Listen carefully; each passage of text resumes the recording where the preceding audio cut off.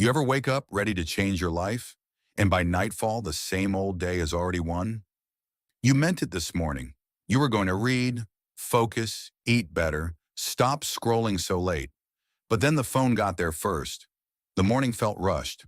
The desk looked messy. The evening got tired. And somehow the day disappeared before you ever really got hold of it. So let me say the core idea clearly. Most people do not fail because they are lazy. They fail because their defaults are quietly deciding for them. In the next few minutes, I want to show you how to change that. Not with more pressure, not with some heroic version of discipline, just by redesigning the small defaults around your morning, your phone, your space, your food, and your evening, so the right choice becomes easier to repeat. And stay with me, because near the end, I'll give you one overlooked question that reveals which default is secretly voting against the life you want. Section 1. Let your morning start before your phone does. Most people wake up and reach straight for the screen. Messages, news, notifications, noise. Before the mind is even awake, it is reacting. And once your day starts in reaction mode, it is hard to get back into intention. So make one small rule. For the first 10 minutes, do not let the phone be the first voice in the room. Put it across the room. Better yet, keep it out of sight. In its place, leave a notebook, a glass of water, or one calm cue that says, "This day belongs to me first." That tiny change matters because your brain follows what it sees first. If the first cue is chaos, the day feels fragmented. If the first cue is quiet, you have a better chance of staying clear. And those 10 protected minutes can do more for your day than an hour of vague trying later. Section 2. Make your space do some of the work. A messy room is not just messy, it is persuasive. If your laptop is already open on the desk, work looks easy. If your running shoes are by the door, movement looks normal. If a book is on your pillow, reading feels more natural. But if junk food is visible, tabs are open, and clutter is everywhere, your space keeps offering you the wrong next step. So do a quick redesign tonight. Put the useful thing where your hand already goes. Put the distracting thing where it takes effort to reach. Keep fruit visible. Keep the notebook on the table. Keep the gym clothes where you will literally trip over them on the way out. This is not about being neat for the sake of it. It is about making the wanted behavior part of the room's natural path. When the environment is clear, your mind stops negotiating as much, and that gives you more energy for the things that actually matter. Section 3. Add friction to the habit that keeps happening on autopilot. Bad habits usually survive because they are too easy. One tap, one click, one snack, one more video. The loop is so smooth that your brain barely has time to object. So instead of trying to win with willpower, change the path. Log out of the account. Remove the app from your home screen. Put the charger in another room. Place the snacks on a high shelf instead of the counter. Lay out the workout clothes the night before so starting feels simpler than skipping. This works because friction interrupts the automatic move.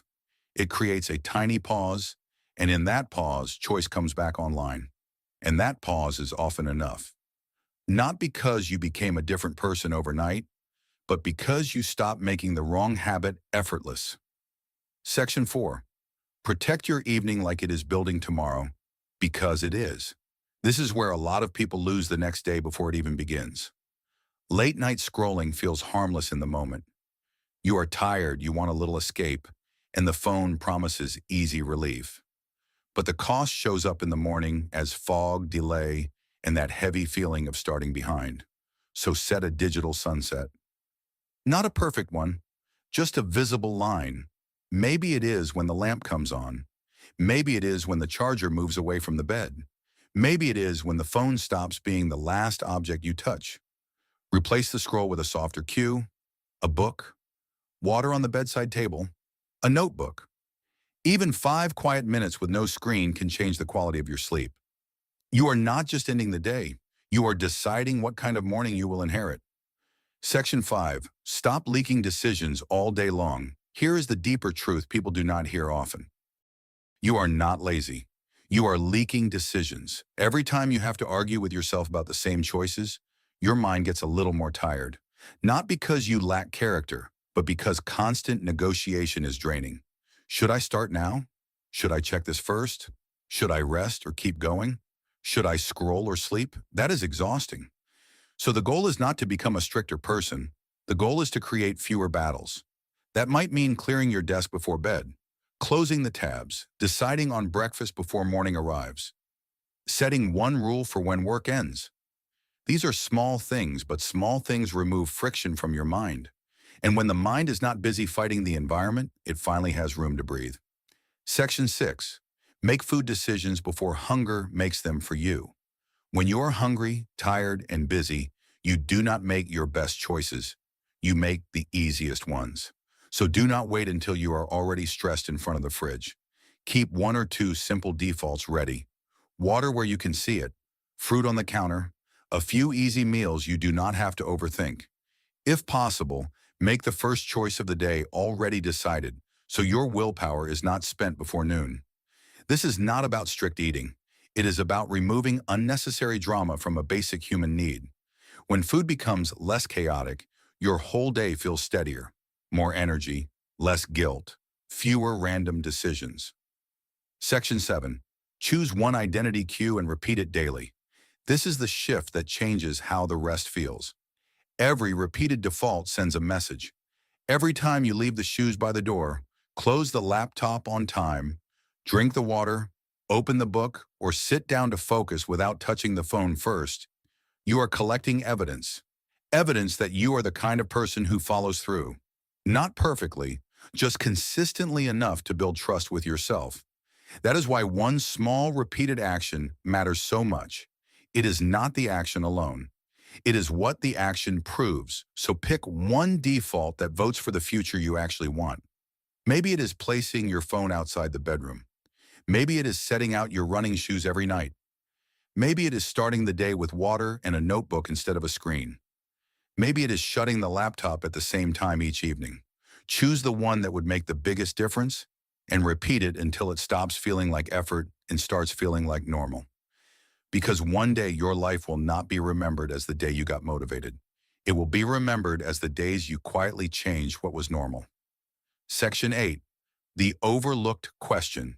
Here is the question I want to leave you with. Which default in your life is currently voting against the person you want to become?